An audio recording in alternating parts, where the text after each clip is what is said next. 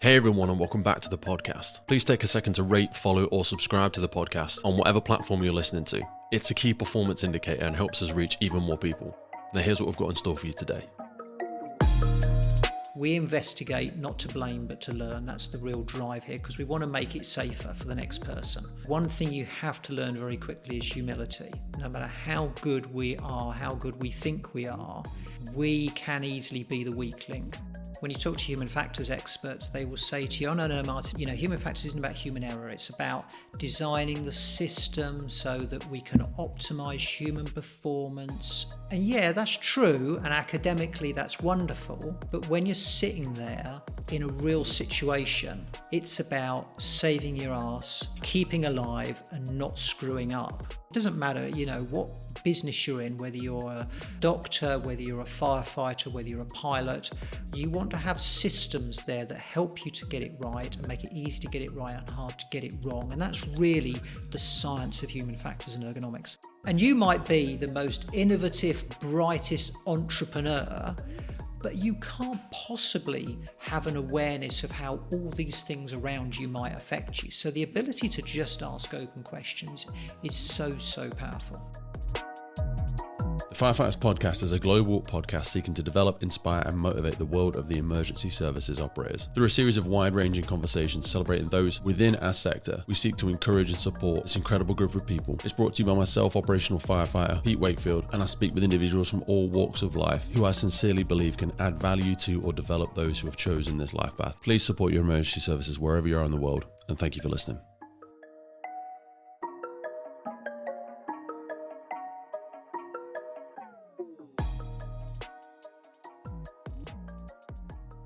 I want us to change gears and get into the real depth of what I wanted to discuss today, because just give us a quick background in the aviation side of it. Have you always, when did you first become a pilot? What's your Gosh, so I came into flying quite late in my life. So I had a variety of jobs, clerical jobs. I ended up in a leadership role. I then ended up training other people to be leaders. So I developed a kind of a training and development role, but flying was always what I wanted to do. So what age were you, if I could ask? Sorry. So I started, I qualified as a private pilot when I was 29. That was just flying for fun. But then I went and got myself a medical to prove that actually I could have the right category of medical to be an airline pilot. And then that was the decision made, really.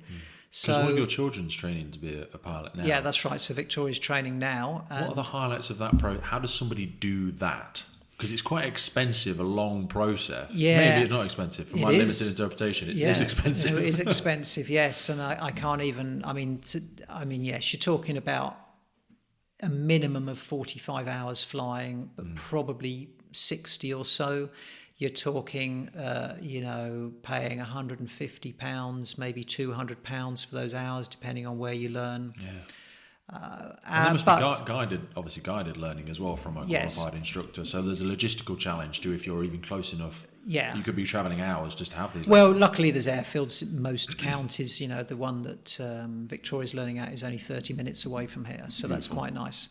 But I think one of the things helps having your dad as a pilot as well. Well, sure. Yeah. Well, yeah, I suppose it does. But I think, interestingly, it's expensive. But if you really want to do it, you will find a way. But not only that, it's one of those things that's, if you really want it, because it's part of it, you've really got to pay for it yourself. And that sounds quite harsh. So no, I quite like that. So there's an analogy for us, like in Canada and in some places of America, to become a firefighter, they have to pay for their LGV, they have to pay for their rope rescue, they have to pay for their first couple of levels of firefighting basics, for want of a better description. And I think it's very important because it filters out a lot of the people that don't want to do it. Yeah. And it filters out people that are just looking for a convenient, potentially better paying thing. But then once they get into the sector, if they're not really got skin in the game, yes, it's not going to be good for the sector as a whole. And I think you're right. It is about having skin in the game. That's the big thing. Is you're not just going and doing it as a bit of fun. You're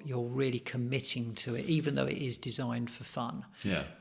When you're doing that, and I think that's actually very important. So that skin in the game is important. So 29, 30, when you first qualified. Yeah.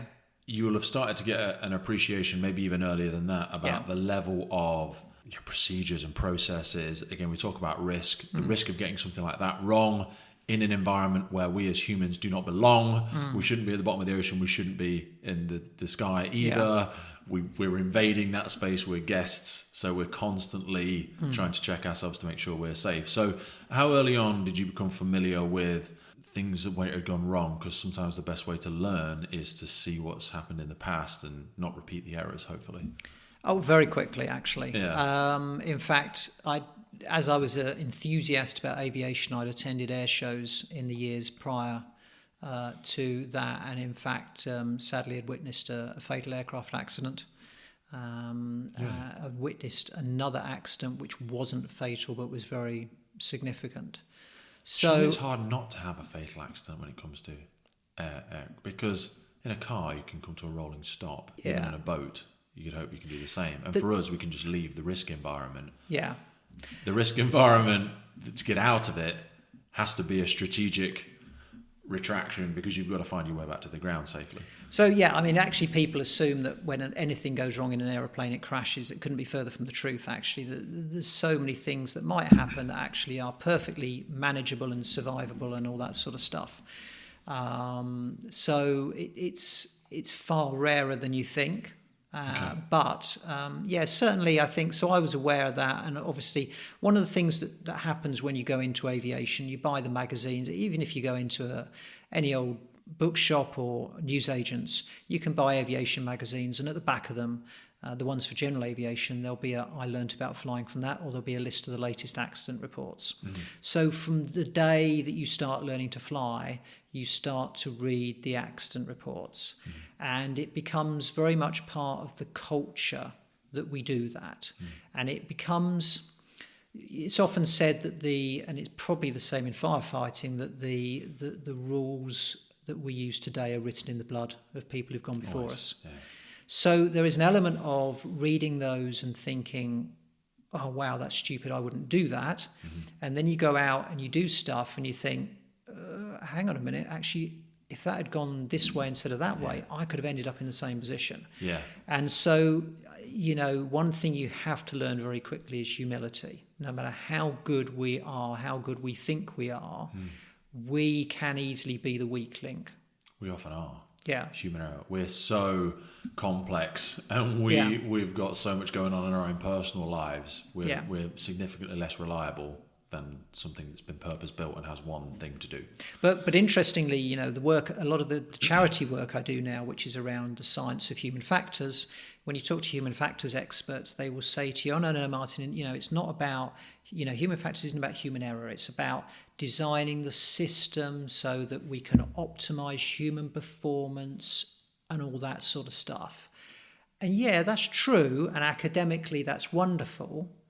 But when you're sitting there in a real situation, it's about saving your ass, keeping alive and not screwing up. Yeah. And so for me, the science really, whether you're optimizing the efficiencies or whatever, is just about trying to make it easy to get it right.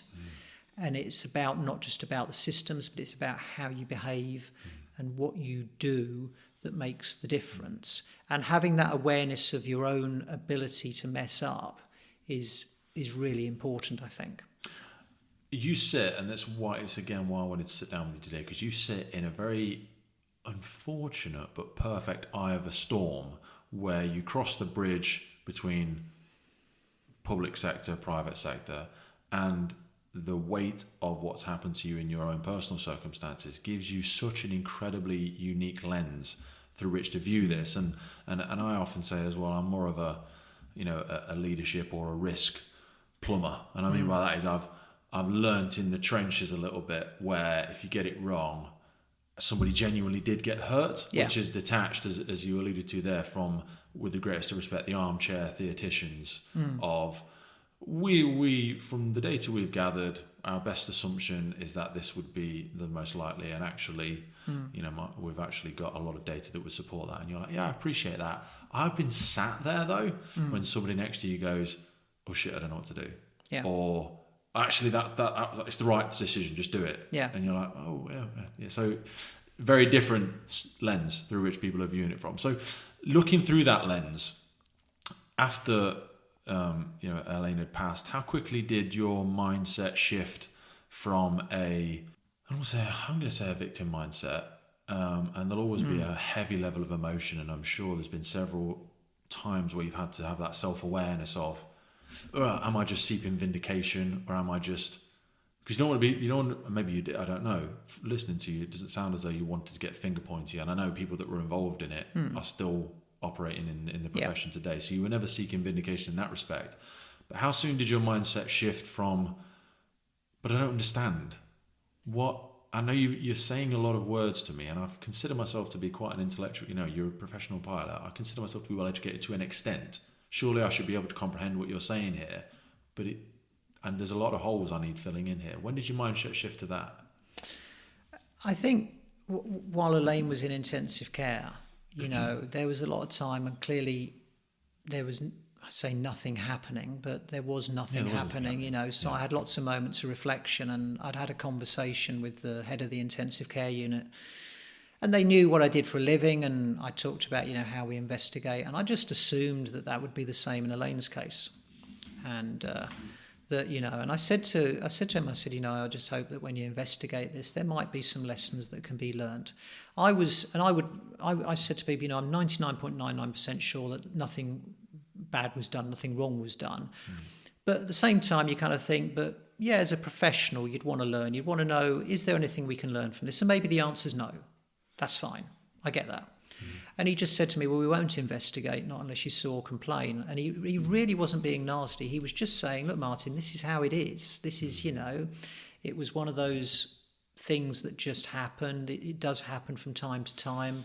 The emergency was unexpected. They did all the right things, and we wouldn't routinely investigate those. And that for me was where it changed, because that would trigger me. Absolutely, yeah. Because again, if you think about it, having grown up in aviation with all these accident reports, we investigate not to blame but to learn. That's the real drive here, because we want to make it safer for the next person and the next whoever. Today's podcast was brought to you by our friends over at Willingwood Watches. On the 27th of April, Willingwood Watches launched their new limited edition watch, the Bronze Triumph Jubilee. This was launched to celebrate the Queen's Jubilee this year, and it's the first time ever they have produced a bronze version of their beloved Swiss-made Triumph collection. They are using specially repurposed purple hose, that's easy for me to say, and still keeping it in keeping with the bronze Swiss-made chronograph watch. There is no better way to commemorate the Queen's Jubilee with that plum violet, but of course you can get your combination of the straps as well. They've got the red, the blue, the yellow, the green. I'm sure you are all well aware of Willingwood Watches. They make those incredible luxury watches from upcycled firefighting equipment. They have been with us since the very origins of the podcast, and you can find out more from them by heading over to willingwoodwatches.com. Now back to the show. I always think science is a lovely analogy for that as well, because it's celebrated when you manage to disprove something. Yes. Because everybody's better off. Yeah. You're like, oh, thank goodness you helped me see a flaw in this idea. This wasn't my idea. Yeah. I was just the one that came upon it. But there's a detachment from, was there a fault versus was it your fault? Yeah. But what happened then after Elaine died is I went to the chief exec and basically said, this is how we investigate in aviation. I gave her terms of reference. I didn't know if they were correct, but what I thought the terms of reference would be, and said I'd like the same to be done for Elaine. And, I emphasised this isn't about blaming. This is just about learning, and maybe there's nothing we can learn. And what I didn't know was that after my conversation with the head of the intensive care unit, he'd gone to the chief exec and he'd said, I think this guy's going to ask for an investigation. Raise a flag here, just in case, just heads up. And he'd also had a conversation with a friend of his who happened to be the president of the Association of Anaesthetists of Great Britain and Ireland, a guy called Professor Mike Harmer, and had said to Mike, would you be prepared to do an investigation if we asked you? And Mike said, yeah. So what happened is that basically the chief exec had kind of already been warned, and I suppose it was easy for her just to say yes. But not only that, what I didn't click at the time was actually they didn't know how to respond. Now, today there's lots of protocols and procedures, but this was such a rarity of that somebody would ask for this, that she was just like, yeah, okay. And it was an interesting conversation because she said something which, again, has stuck with me to this day, and I think is very valuable, that really any chief exec in the NHS, particularly, especially in bearing in mind some of the things that have gone on recently, but also in any organisation should bear in mind, because I could see that she was thinking, Martin's going to try and sue the pants off us or something like that. And I said, I want this investigation. And I could see her, almost that fear in her eyes, or what I thought was fear. And I said, look, I don't want to sue or anything. I don't want to. And she just stopped me dead. She cut me off. She said, Martin, let's get the investigation done, and then what will be, will be. Okay. And I thought that was such a powerful thing. At the time, I didn't really register it, but now when I think about it, because so often I come, particularly in my voluntary work with the NHS, I will talk with boards and chief execs who've had an incident, and they say, we went straight and talked to the press, and we told them that how this wasn't possible and that wouldn't have happened like that. And I remember one particular one. It was actually a very sad accident. 4 teenagers had died in a vehicle on a particularly dangerous piece of road at night, and there were claims that the ambulance service hadn't turned up quick enough, and if they had, they might have lived. And literally, this accident happened about midnight, 1 o'clock in the morning, and at 6 in the morning, the chief exec of the trust was on the television saying that's definitely not the case. We could see the ambulance went here. And I met the board, and I said to them, how could you say that? What you should have said was, we want to understand what happened, and if anything can be learned. We don't have the full facts at the moment, but when we have them, we will let you know. Yeah. It's that, that desire to learn is what unites, potentially unites the relatives or the family and the organisation and the staff immediately involved. But so often it's not united. It's an organisation, again, particularly the NHS, where it becomes very defensive, where it's about reputation management, perhaps just subconsciously, and it creates a second harm. Unfortunately, though, haven't they? And to an extent, and that's not to give them an excuse or a way out, but Yeah. there are a lot of opportunists. Yeah, you know what? It's really hard to understand. You can understand a commercial body being worried about their brand or whatever it might be. You can understand that almost. But when it's a government organisation I cannot understand reputation management unless it's maybe for the purposes of national defence, which is a very extreme situation. Yeah. But day to day, it just doesn't make sense. A friend of mine, a patient who also suffered harm herself by the name of Susanna Stamford, when asked about, why is it difficult to learn from incidents in healthcare, her one-word answer is fear. And it is something about the culture of the organisation that even if you're the chief exec of an ambulance trust, you still work for somebody in the NHS, and that person will be saying, how did you mess up? How did that happen? And it creates that culture, which is really not helpful.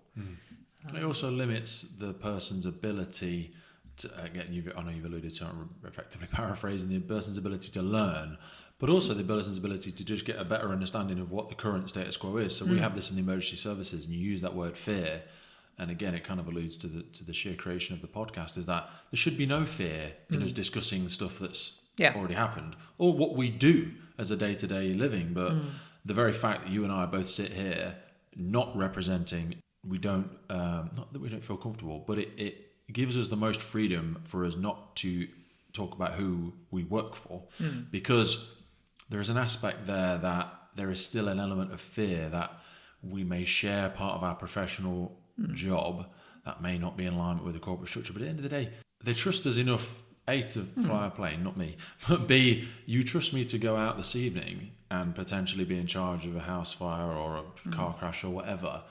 You're not going to trust me to talk about it as though I'm going to...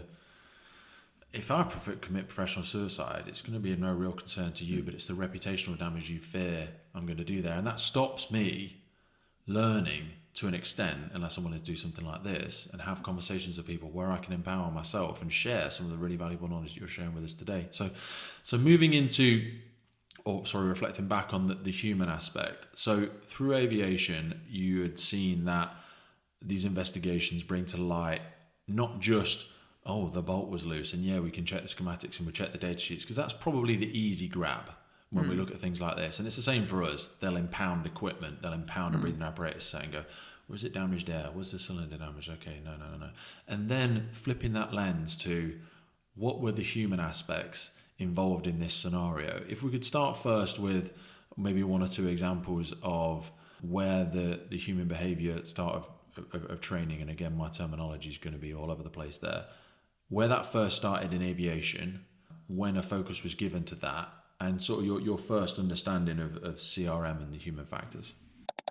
Today's episode is supported by our good friends over at Duty Crew Coffee. Now, as you're probably aware, coffee is the most popular drink worldwide, with over 2.25 billion cups of coffee consumed every single day, and over 70 million of those in the UK alone. Most of this is consumed in our crew rooms, our watch offices, and by our emergency services frontline staff. So when you're getting together around the mess table, don't be drinking no nasty ass cheap coffee. Nobody likes that guy that brings the cheap stuff. Life is too short to be drinking crap coffee. So if you head on over to dutycrew.co.uk or click the link in the podcast below, you'll be able to jump on over and see the Duty Crew coffee products. They come in 227 gram oversized high quality recyclable stand-up pouches, and they are individually wrapped 10 gram coffee bags. They're quick, mess-free, convenient. They have a one-way degassing valve, which is an absolute must for storage of freshly roasted coffee. You can get the 20-pack response bag. They've got the HQ, they've got the No Duff, they've got the Unity, the Decaf, and of course all of their products are Rainforest Alliance certified, Fair Trade Foundation, and most importantly, they taste freaking epic. I started drinking Duty Crew about 2 months ago, and then when I fell in love with it, I got in contact with them and they came on board with the podcast. So jump on over to Duty Crew Coffee if you want some of the good stuff. Now back to the podcast. Where do we start on that one? It's like 10 questions in one. Sorry, I'm terrible at that. So I think I'll just go back to previously what you were talking about first, because I think for me actually I'm very lucky because where I work actually incredibly supportive of the work I do in healthcare, and I've been able to bring some of that back into the organisation. But that's changed though since when you first started? Not necessarily with this particular company, but so the organisation I'm with now is very supportive, and actually great. I'm very lucky because. But the reason I keep them out of what I do, if you like, I keep them away from it, is actually it gives me a much greater freedom sometimes, because it gets very political when you're working with the NHS, and I have to have some very tough conversations with politicians at times, which is quite exciting. So it's quite nice to have that kind of the freedom to tell them what they need to know. Exactly, yeah. But I think so. Going back to the CRM issue and all that sort of stuff. So there's a lot of terminology which is worth explaining. But very early on in aviation, it became obvious, and we're talking World War I here, that actually, World War I, you had various aircraft fighting with each other, but actually far more people were dying because of accidents than enemy action. And there was this big thing about pilot error. There's obviously pilot error going on. And as aviation went on, started to discover that there were things that could drive that error. So an example would be in the late 30s, the Americans built the Boeing B-17 bomber, the Flying Fortress, as it was known. So this is a bomber that's bristling with guns for self-protection. But it was very advanced. It had quite complex systems. And the prototype actually crashed, not on its first flight, because just as it got airborne, it suddenly pitched up, lost lift, it stalled and crashed. And what had happened is when the crew were preparing it for flight, they accidentally left a lock in the flight controls that were designed to stop the flight controls moving around on the ground unnecessarily in strong winds, and they forgot to take it out. So the first lesson here was, okay, this aircraft's too complex, maybe we need to use a checklist. And that's something that we're very familiar with. But that incident has been talked about, for example, by health professionals like Atul Gawande, the American surgeon, who's written extensively about it and about how we can learn from checklists. And he's written a book called The Checklist Manifesto. But what it misses is the big lesson here. Because the big lesson that the Boeing B-17 bomber taught us was that when it did come into service and they were training pilots for it, they found that pilots were making a common mistake. So this aircraft had retractable undercarriage and it had retractable flaps. And sometimes they were moving the flaps when they should have moved the gear, and sometimes they were moving the gear when they should have moved the flaps. And it kind of ruins your day, and it kind of ruins a very expensive aircraft. So what happened is they asked an engineer to look at this, and what he did is he noted that on this type, there were a large number of accidents of that sort. He looked at a very similar type with retractable gear and retractable flaps, and he noticed there were very few accidents of that sort. And clearly the pilots were of the same kind of training, so it couldn't be stupid pilots. And what he discovered was on the type that didn't have many accidents, that the lever that moved the gear, the lever that moved the flaps were not next to each other, and they were different in their design. When he looked at the Boeing B-17, the levers were the same and they were next to each other. Yeah. So he said, well, maybe there's a design issue here. And indeed, that's where kind of the science of human factors and ergonomics really came into aviation, because now it kind of told us we could design something that made it easier to get it right or harder to get it wrong. And even today on the jet I fly, which all the switches, virtually everything in the flight deck is an electric switch. So you could just design all the switches to be identical. The lever that moves the gear is still placed, it's towards the front, it's to my right-hand side. I've got to stretch slightly to reach it, which is deliberate because it doesn't want to be an easy reach, it wants to be in thoughtful reach. And it's shaped like a wheel, feels like a wheel, it's painted black like a tyre. If I want to move the flaps, I have to move my right arm back behind me to a lever that is shaped like a flap, is nice and smooth. And so even on an electric plane where those switches could just be designed really simply, they've got this complex switching that is designed to make it both easy to get it right and hard to get it wrong. And when we talk about systems, and it doesn't matter, what business you're in, whether you're a doctor, whether you're a firefighter, whether you're a pilot, whether you're a receptionist in an insurance company, doesn't make a difference. You want to have systems there that help you to get it right and make it easy to get it right and hard to get it wrong. And that's really the science of human factors and ergonomics. I think an easy example, sorry to interrupt, for just the public, for just to give them a connection, fuel pumps, petrol, diesel. Do you know what I mean? Yeah, you see certain things now example. will have gone, you can't put a diesel one in. It won't allow you to put it in because we recognise that we can just go, oh, why are people so stupid these days? Yeah. And we go, well, yeah, okay, that's not controllable. And if you believe they are stupid, fair enough. But also the cognitive load of people from life stress to social media to whatever it may be, to trust them to get that right, not trust. But just, design it to remove the error. We've just had some firefighting branches come out from a company, Rosenbauer, in fact, that we interviewed today. And the old branches were circular and they had a very small fin so that you should know when you're at an effective gas cooling level. The new ones are rectangular. So before where you're like, people are like, oh, but you shouldn't feel it and should be able to see it. And you're like, it's freaking dark and smoky and I've got big fat gloves on. I don't know where the thing is. Whereas this one, click. Yeah. I'm at 90 degrees, it's rectangular. It's not square, so I don't know if I'm 9. It's that. And that, again, alludes to that perfectly. Absolutely. Just remove it. Yeah, absolutely. And so that's where kind of human factors and ergonomics is really good. 90% of the science, I would say, is about those systems, whether it's IT systems, equipment, tools, processes, doesn't matter. But the other 10%, and this is where aviation really learned, was in the 70s, 60s, 70s and 80s, aircraft were technically much better, ergonomically well designed. Not as good as they are today, but certainly getting better. But accidents were still happening. And what happened was that in fact, I'll give you a very good example. There's a very famous accident, United 173 in 1978 in Portland, Oregon, where a DC-8 airliner, a 4-engined airliner with 3 crew on board, captain, co-pilot and flight engineer, was on approach. They went to put the gear down, the undercarriage down, but they didn't get the indications it was down safely. So quite rightly, they abandoned the approach. They went into a holding pattern, circled, while they troubleshooted the problem.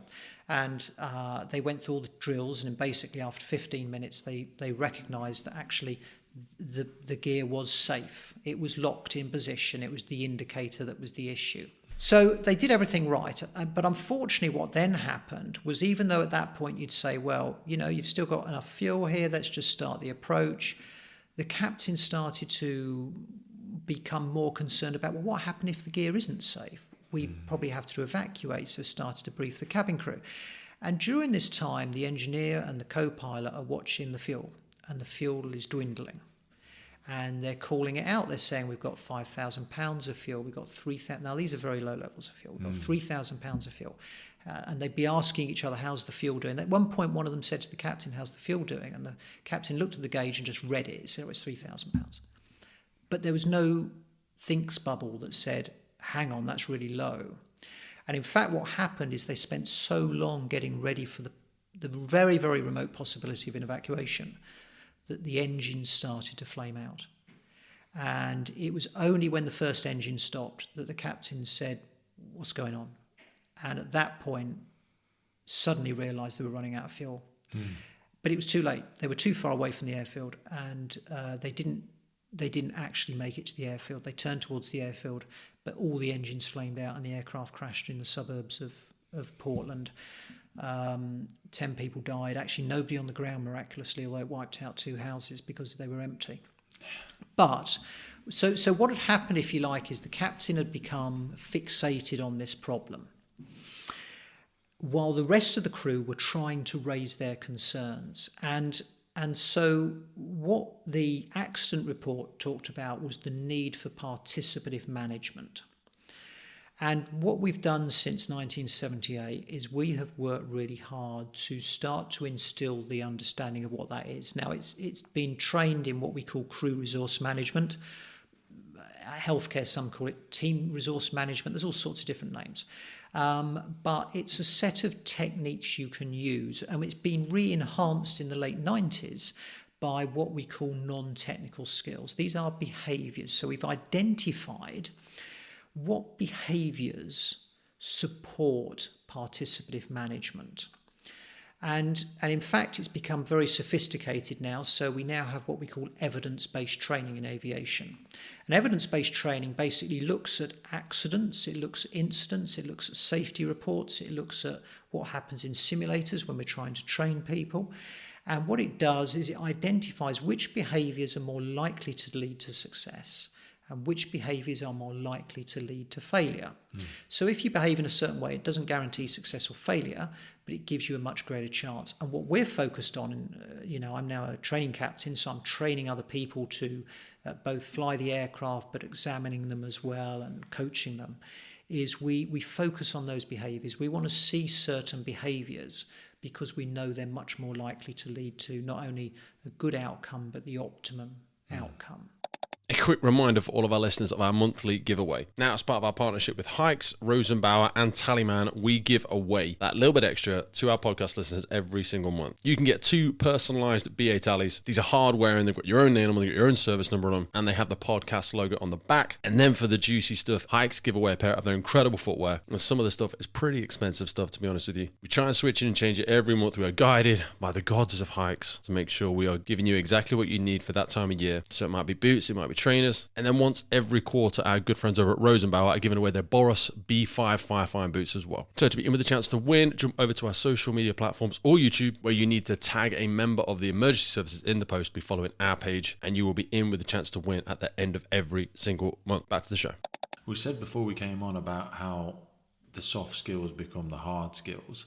That must, for anybody that's gone through a period of professional training to gain a role, so much of the focus initially is on developing the technical skills, for want of a better description.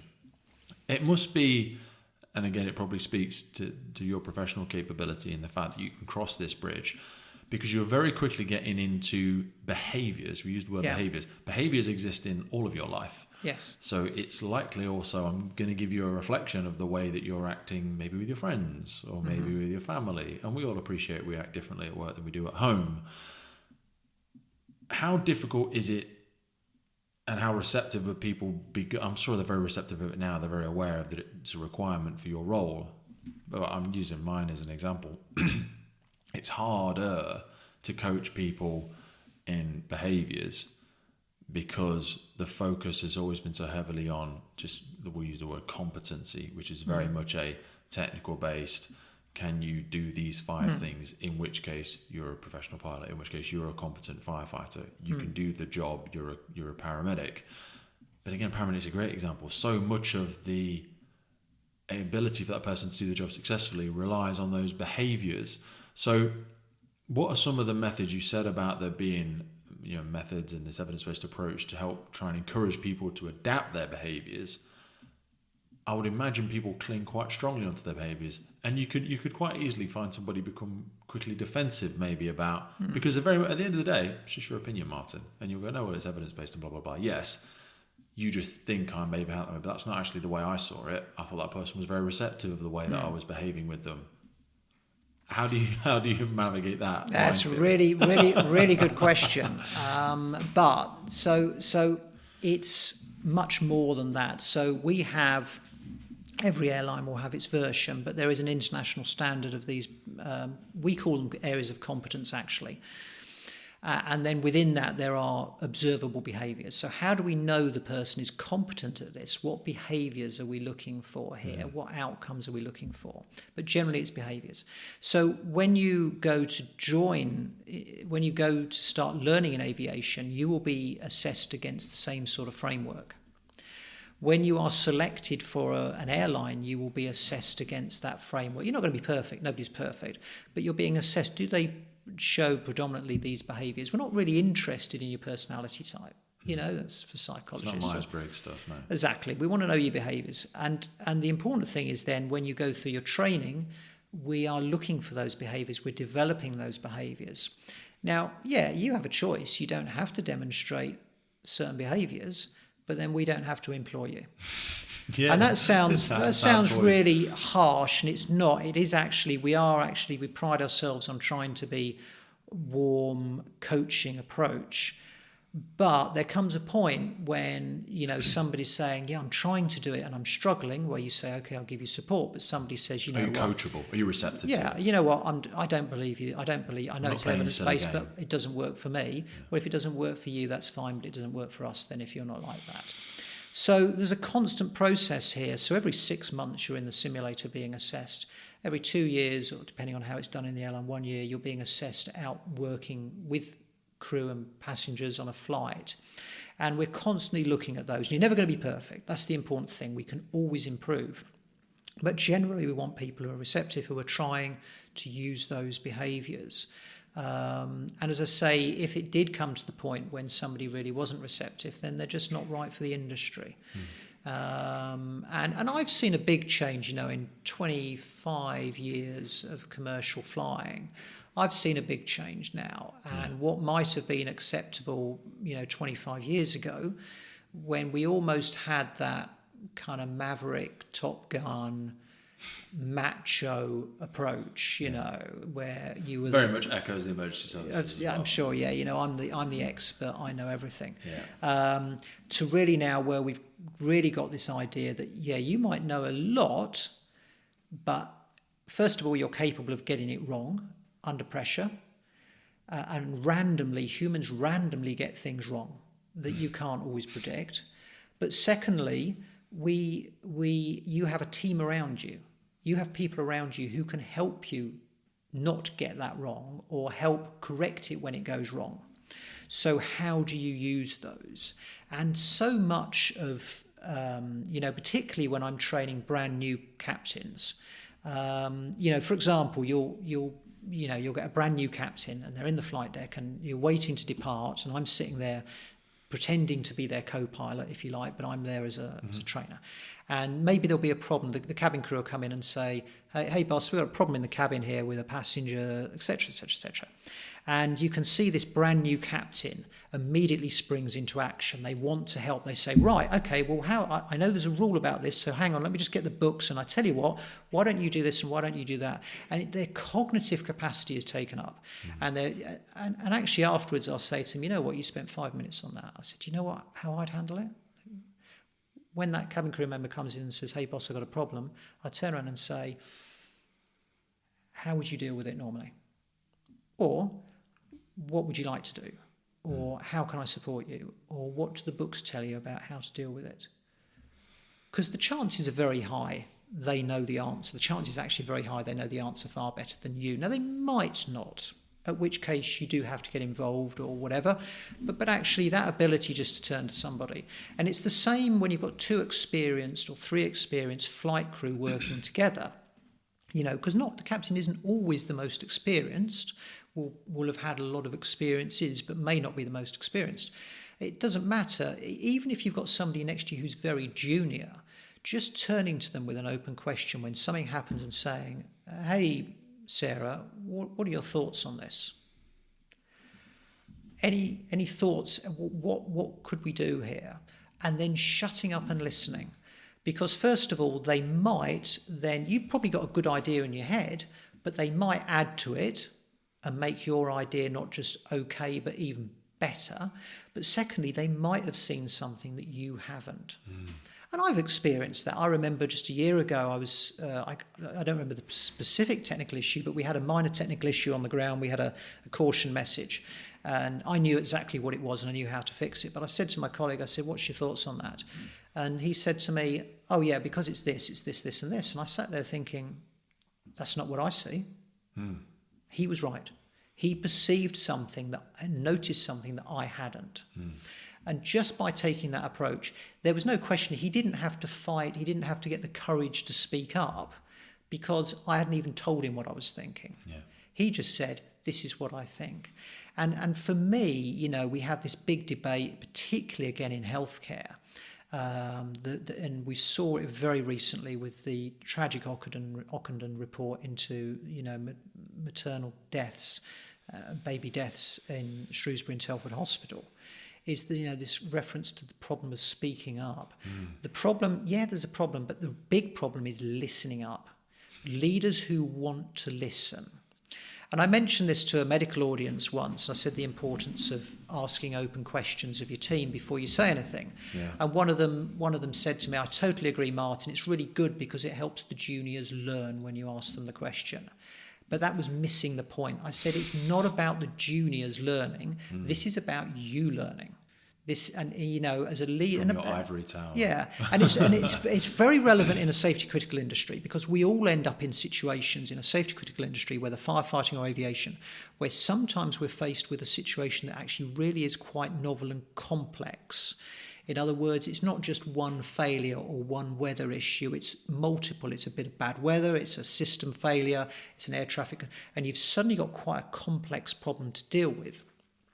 But in society generally, the pace of change, the pace of innovation is so difficult to keep up. And then you add a pandemic or a war. It's just accelerating. And all so, of these technologies are colliding. Yeah. And like, bang, an atom of more creation, innovation explodes from it. And you might be the most innovative, brightest entrepreneur, but you can't possibly have an awareness of how all these things around you might affect you. So the ability to just ask open questions is so, so powerful. I've made several notes there as you were speaking. There's a few things I want to double click on. Open and closed questions is such a subtle but powerful change, especially when we spoke before about speaking with children and just anything like that. We'll try and find a notes to a link somewhere, but the difference between open and closed questions and how that can empower people's decision making and their own cognition and just stirring that grey matter versus you get perpetually frustrated because you train people, you condition them not to be able to make decisions, and then you get more frustrated and you have a belief that they're incompetent, which forces you to micromanage them more, and that self-perpetuating spiral goes down into a level of everything becomes reliant on you, and your cognitive load is less because it's full of all the other but all the other tasks that you could have empowered somebody else to do. There's a great book, Turn the Ship Around. I don't know if you've heard. Yeah, and I'm going to get the wording wrong. But it's David Marquette, isn't it? David the Marquette, submarine commander. Yeah. And a lot of his, the phrase he would give back is exactly as you were saying there, what's your intention? And they would say, my intention is this. And he would say something like, I don't know, carry on, or do it, basically, and not even if you think you know the answer, not forcing yourself to be the person that has to do that. I wanted to ask you about, we do a lot of things, tactical decision-making exercises and stuff like that. And there was something you said really significant there about the detachment that people have. I think you gave an example there of, observing something happening and asking someone else's opinion. There's a strange thing that happens when people think like incident commanders or leaders or whatever seem to have the fountain of all knowledge and all. Yeah. But it's kind of a trick because you spend so much of your time stood back.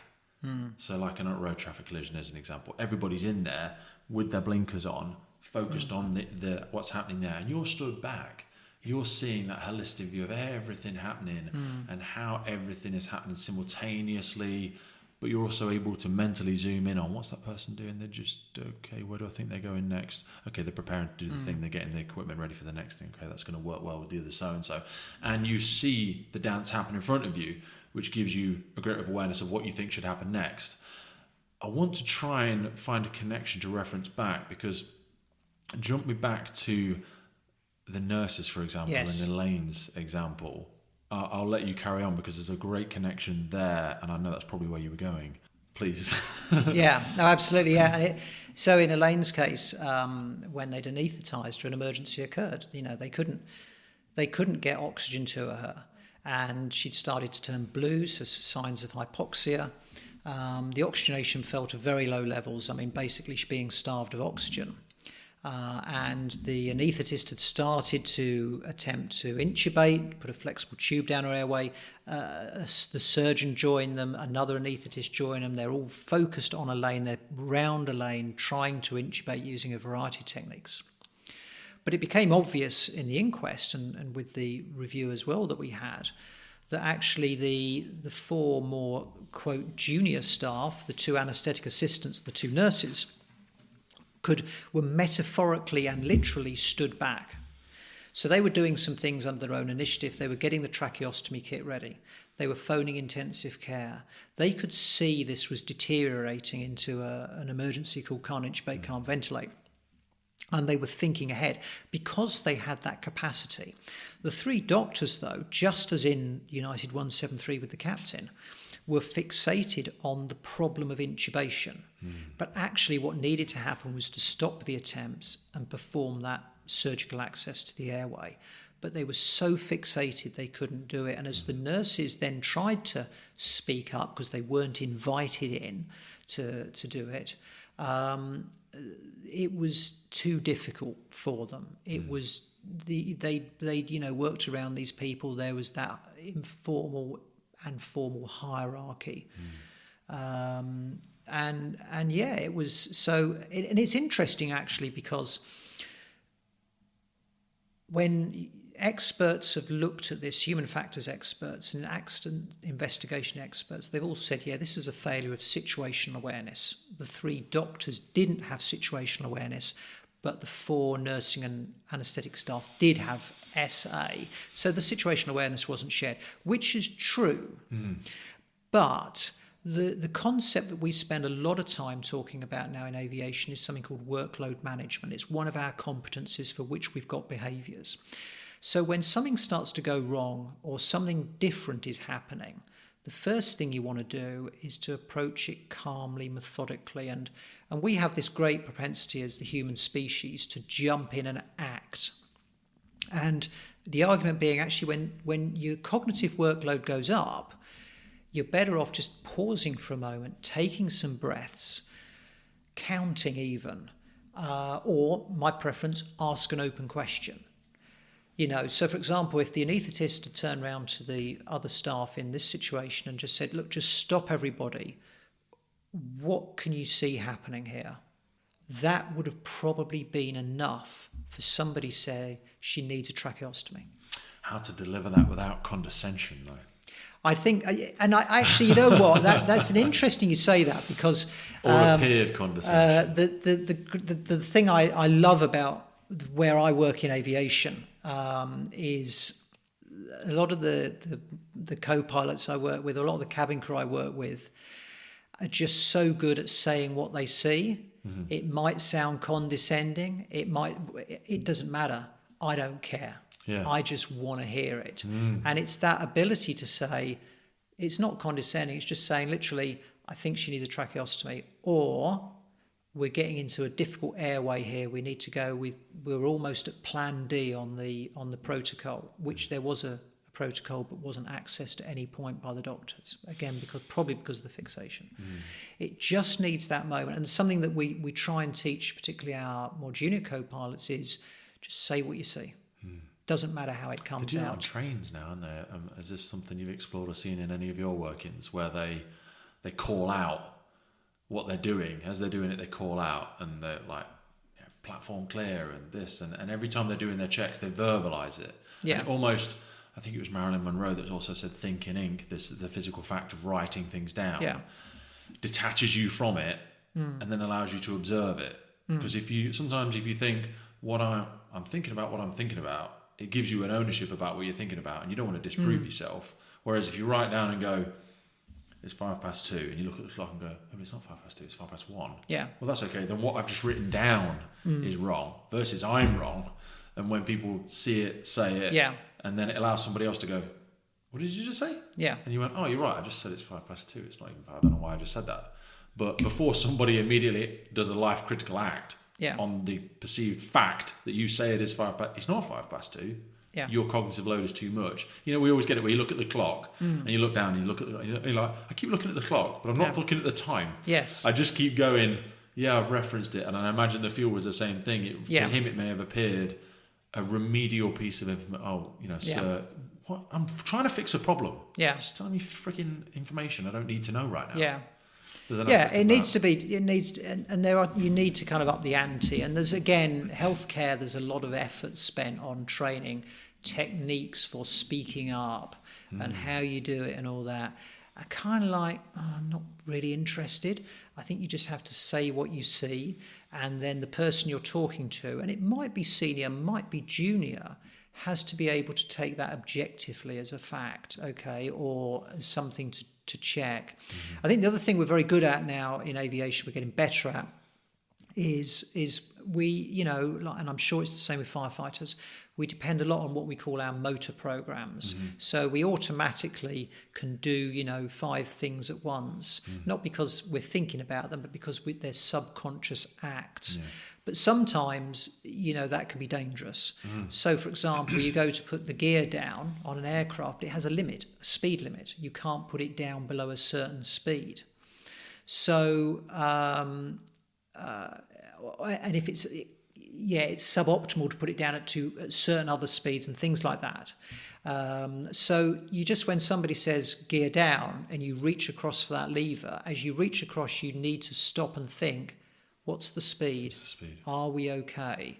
Yes, we are. Right. So try to make those actions thoughtful is also important, but calling it out as well, just again, calling what you see, we're too fast. And is that something you vocalise? So if they say gear down, would you go gear, speed is?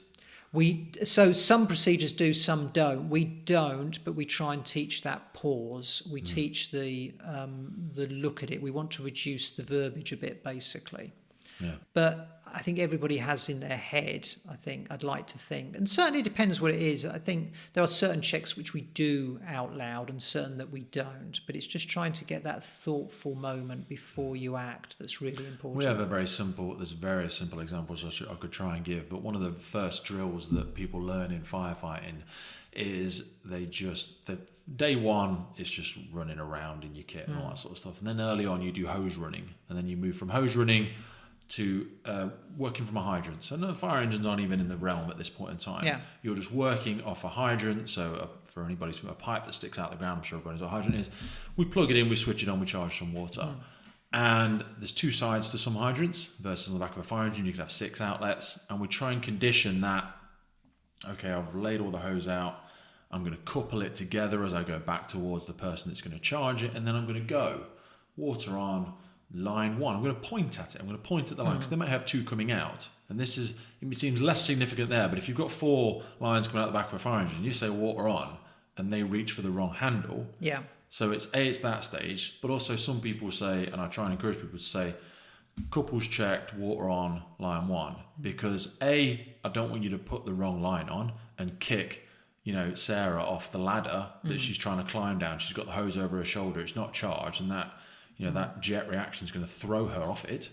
But secondly, I don't want you to switch this on if I haven't checked the couplings. Now, it's not your responsibility for me to check the couplings, it's my responsibility. But simply verbalising it stops you charging it. And to be honest, quite a heavy metallic object start flailing around, potentially hitting people, hitting vehicles, and effectively there's just the water not getting to where it needs to go. We spoke a lot about behaviours there. What I want to do, I've got several notes there from books and stuff like that. I've learnt of and tried to use a model called SBI. Have you heard of SBI? No. So it's, I forget who it is and I apologise. I'll try and find and put it in the notes. Situation Behaviour Impact. So SBI. Okay. Because feedback is so hard for a lot of people in life. And I'm going to ask you, because I know I want us to talk about this chapters of Life Spectator. You moved on now. You're happy with another partner. Feedback in the home is tough. Feedback at work is tough. So trying to have a way to do it, because people say, I've struggled to find the words, or Martin's never very receptive, or Pete, you don't seem to listen. A way to detach it I've always tried to use is the SBI. I forget where I learnt it, but it's situation, and perhaps we could try it for the situation we're in right now, because I have several bad behaviours, as I'm sure we all do. One of which is I get so excited about the things. A way for me to temper it is I'll make notes rather than interrupting you. But even today I would have interrupted you far more than I would like. When I listen back to this, I'll hate myself.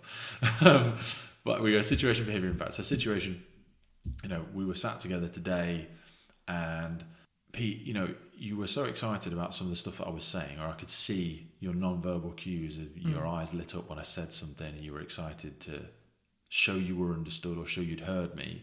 That what you in fact did was start speaking before I'd finished speaking.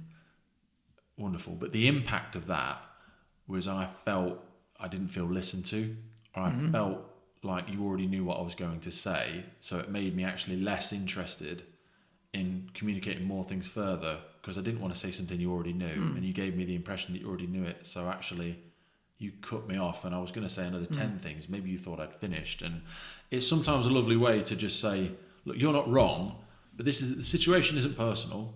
The situation is, we sat down here, this is the behaviour I saw you exhibit. And the beautiful thing about impact for me was always impact intended versus impact felt.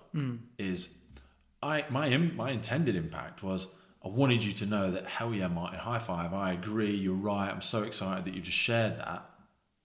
But actually, what was the impact you felt? So is there any, when you're working with people on communication, assertiveness, some of the things that I know we spoke about before we came on, is there any way that you help people? Because obviously as a coach, you'll have your own effective way of doing it, but ideally you want people to be able to give this feedback in the moment when you're not there. Are there any methods you use? Is there any, because some people struggle to give feedback. How receptive are you from, if I was lucky enough to meet your partner this morning, I'm sure she gives you feedback on life, as you probably do. I know my wife certainly gives me feedback. How are some of the good ways we can give people feedback? I think so what we try and do, we don't have a neat little thing like that, but I suppose we have what we call the training cycle, which is really where we try and get, the important thing is when something's happened, we try and get agreement, between you on what actually just happened. What did we see? How did you behave? Try and understand why that was. And then if it's in a more formal environment, for example, where you're examining a crew or something like that, or assessing a crew, it would be to say, okay, we've kind of got to an agreement on what happened. What would be, perhaps what outcome did that lead to, or could it have led to? What's the standard? What do we expect in that situation, or what might be a better way of approaching it, a more helpful way of approaching it? and then agreeing some action that's going to change that. So it's not really a neat little process as you've described, because I think there are many, many things, when we're assessing, for example, people in a simulated situation, it might be something very, very technical. It might be something purely around behaviour. It's probably a combination of the two, and you don't always know yourself until you start questioning people. But the thing I have learned is you've got to keep it simple, and people take away far less than you realise. So when it's a technical thing, like, do you realise that hose, actually you connected it that way, but had you connected it the other way, you could have connected it a lot quicker. People just remember that sort of stuff. That's just really easy it's building on an existing framework, if you like. Yeah.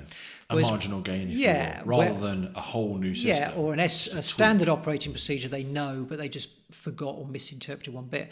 When you're dealing with behaviours, it's often much more complicated. And as we were talking about earlier, it's often about your past life and all those sorts of things. It's often you don't realise the impact or even how you are perceived by others. And so that can be a lot more complex sometimes. That requires a lot of exploring. Possibly with, for example, if you're, assessing a crew, a captain, a co-pilot, what was happening for you at that point versus what was happening for you at that point, what was thinking, this is what were you saying, why were you saying that? There's actually quite a complex process. And I'll be honest with you and say it's so complex, you don't always get it right, you try your best, you try to help. Working with people, isn't there? People are all beautifully different. But what I have really learned is whatever you're doing around that, you've really got to understand why people are doing what they're doing, where they're coming from. Because to them it makes sense.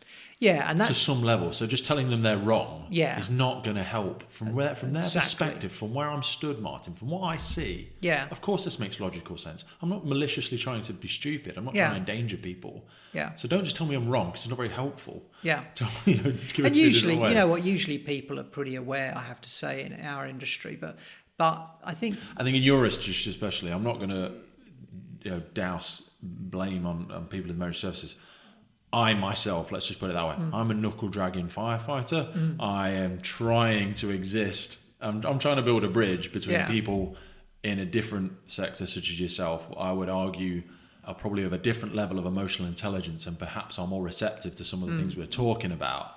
I would love, in my optimistic fairyland, to try and get to that position in the emergency services. I definitely think it's achievable, and I definitely think with the diversity of people that we're getting into the sector now, it's more achievable. But I don't want to leave other people behind as well. I don't want them to exist with I don't get all this newfangled whatever. I want to try and give them those takeaways. So it's so important for me to try and, as you say, keep it simple.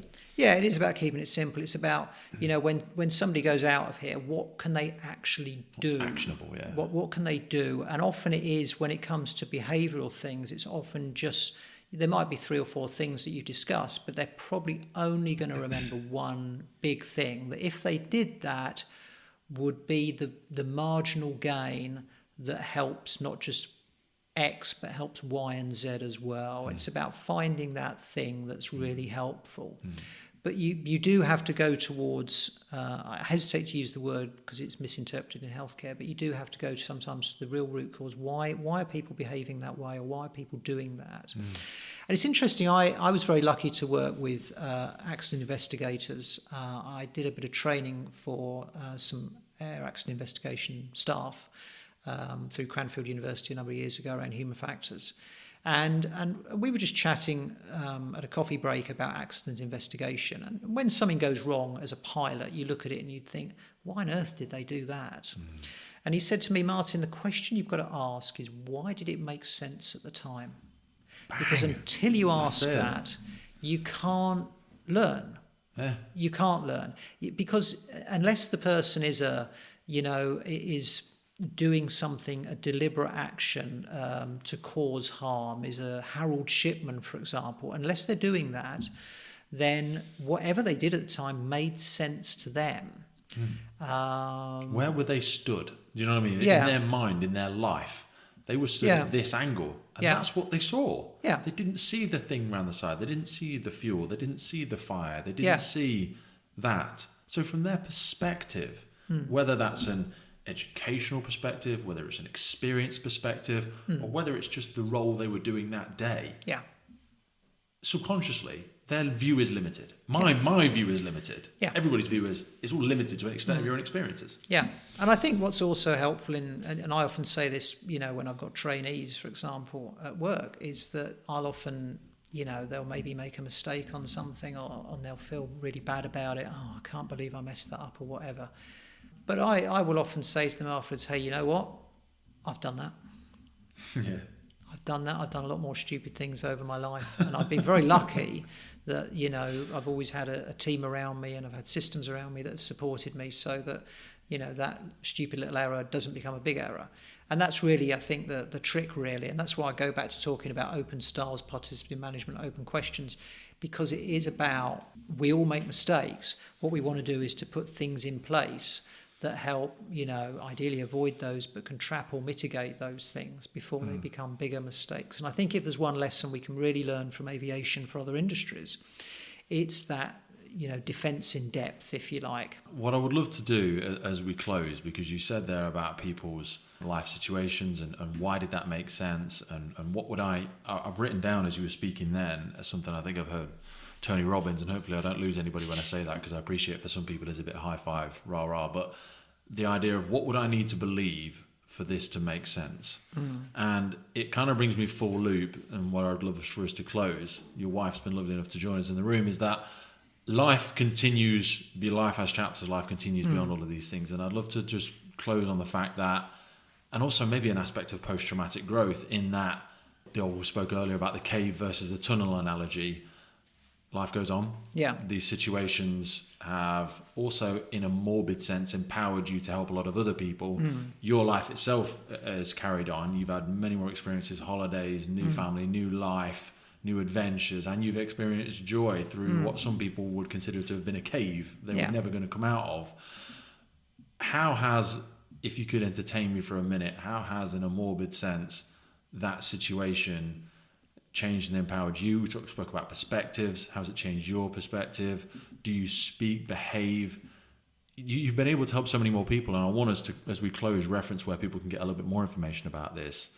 But how has, from everything we've learned and everything we've discussed, because I want to sell it to people, I want people to go on and not have to read the 27 books I've read to really see the empowerment that situations like this can give people. I think the first thing to say is that it sounds easy to say it, but never give up. And what I mean by that is that after Elaine died, obviously I had 2 young children to bring up. And gave you a different purpose as well. But I think the problem, it doesn't matter what you do, she's dead. And that's, it sounds awful to say, but that's true. So, but what I could do is never lose hope that actually I would have a good life. And more importantly for me, that the kids could have a good life. I didn't know what it would be like. I didn't know how I'd get there. I didn't know what I needed to do. I couldn't think ahead at that time. But I knew somehow I could get there. And it was a bit, I was asked about this one day while I was in the middle of it by one of my bosses. And he said to me, "How you doing, Martin?" And I said, I'm okay, He said, "I'll be honest with you, Martin." He said, "I thought you'd collapse." Just implode. And I thought, well, thanks for your support, John. But I said, to me, I said, this is like walking towards a mountain range. You haven't got any maps. You don't know how you're going to get through it. You know it's going to be difficult, but you've got no idea what's beyond that first mountain. There might be more mountains. There might be hundreds more. I have no idea. Yeah. But I do know that one day I will be able to get me and the kids somewhere that is a good place and we can have a good life. And it is about making the most of what you've got and appreciating that. And I suppose what it did is it's given me an appreciation of the good things that I have. And it's also opened up an understanding that everybody has a story, that everybody has had something in their lives. You just don't know what it is.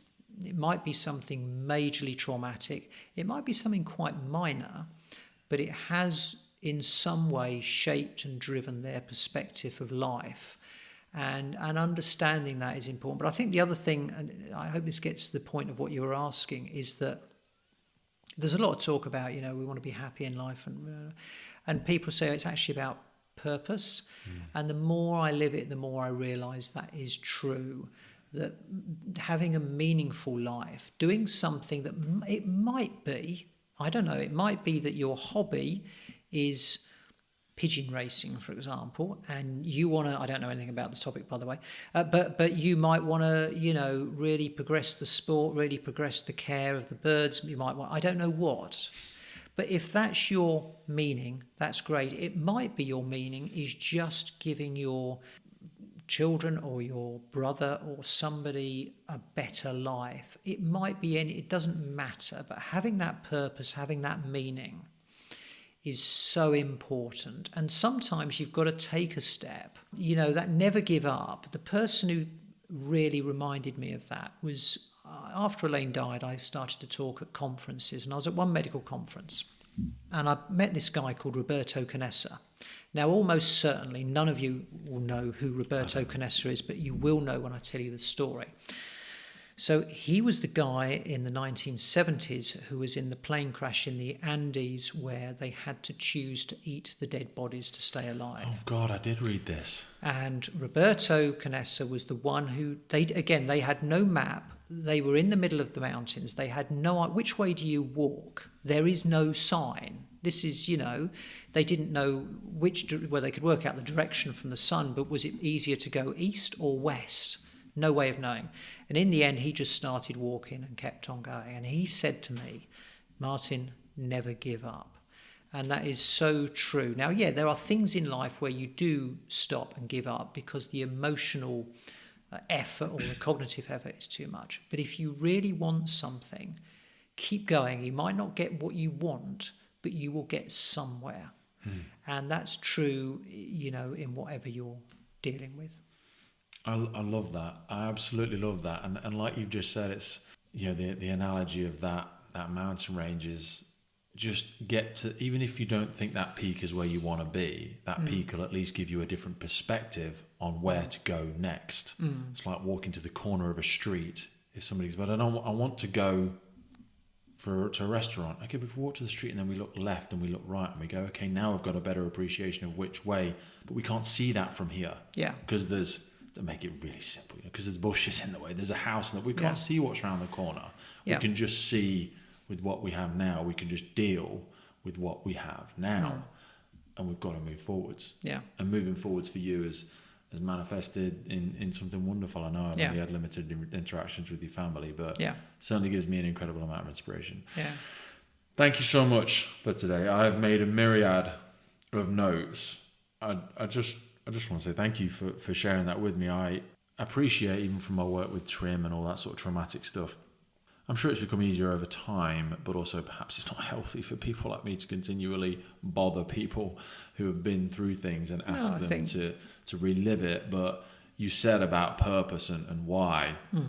I'm not the best firefighter in the world. I don't think I ever will be, and I don't think there is such a thing with such an ever-changing dynamic sector that we work in, and perhaps the same for yourself. But what I have realised is I'm so innately fascinated with people, and we spoke before we came on today. For me, this has come from a lot of my own self-reflection and then going down and down and down, keep mining into human behaviour.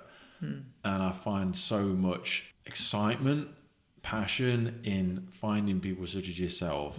And even, when you're a kid and you find like a stick in the garden and you want to run back and go, look what I found. What I found, because you think, and I know I'm not totally unique, there'll be more people that could benefit from your story and from the stories of so many people working on the front line, whether that's aviation, military, NHS, police, fire, whatever it may be.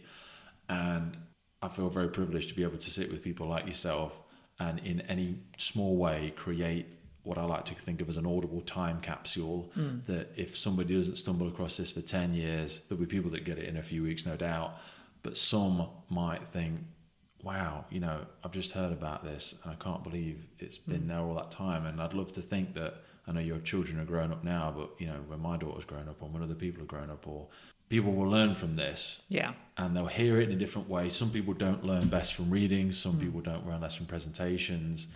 But for you to give the gift of this audio time capsule, I'm very thankful for that. And I'm thankful for your partner and for your children allowing us to invade your kitchen this morning to have this conversation. So, no, well, thank you. Actually, I have to say it's been very fascinating, and you've dug into some areas that haven't been dug into a while, which has been really interesting for me, actually, because I find it, I find you very interesting and inspirational as well in what you're doing. Okay. And, and keep going, because there's lots of stories out there for us to learn from. Millions.